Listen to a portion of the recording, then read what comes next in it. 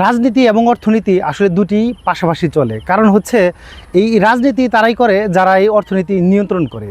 আমরা কিন্তু দেখেছি যে কোনো রাজনীতি বা রাজনীতির যে পালাবদল হলে নিচের লোকজন ক্ষতিগ্রস্ত হয়, যদিও আমরা উপরের লোকজনকেও ক্ষতিগ্রস্ত হতে দেখেছি এই যে বিগত সরকারের আমলে, কিন্তু তারপরেও তারা কিন্তু খুব একটা ক্ষতিগ্রস্ত হয়নি। তারা তাদের অর্থের দাপটে তারা কিন্তু পালিয়ে গেছে। ক্ষমতার অপব্যবহার সত্ত্বেও তাদের কিন্তু বড় ধরনের কোনো ক্ষতি হয়নি।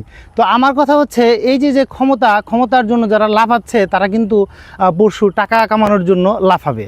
ঠিক একইভাবে টাকা এবং ক্ষমতা যখন একই হাতে চলে আসবে তখন কিন্তু সৃষ্টি হবে অবিচার, নৈরাজ্য এবং এই ক্ষমতা এবং টাকার অপব্যবহার।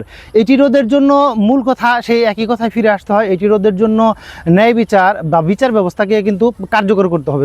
বিচার ব্যবস্থা যদি লঘু থাকে, বিচার ব্যবস্থা যদি শক্তিশালী না হয়, তাহলে কিন্তু কোনোভাবেই এই যে অন্যায় অত্যাচার এগুলোকে রুখে দেওয়া সম্ভব হবে না। চাঁদাবাজি বা দুর্নীতি এগুলো কোনোভাবেই বন্ধ হবে না যদি দ্রুত বিচার কার্যক্রম পরিচালনা না হয়। এবং আমরা অনেকেই এরকম বলে থাকি যে দ্রুত বিচার করতে গিয়ে মানবাধিকার লঙ্ঘিত হয়। তো আসলে মানবাধিকার লঙ্ঘিত হ্যাঁ হয়, এরকম নজির আছে, কিন্তু এটিও তো ঠিক। বছরের পর বছর বিচার ব্যবস্থা বা বিচার কার্যক্রম যদি ঝুলে থাকে, তাহলে এই যে অবিচারের সংস্কৃতি সেটিও কিন্তু চলমান থাকে।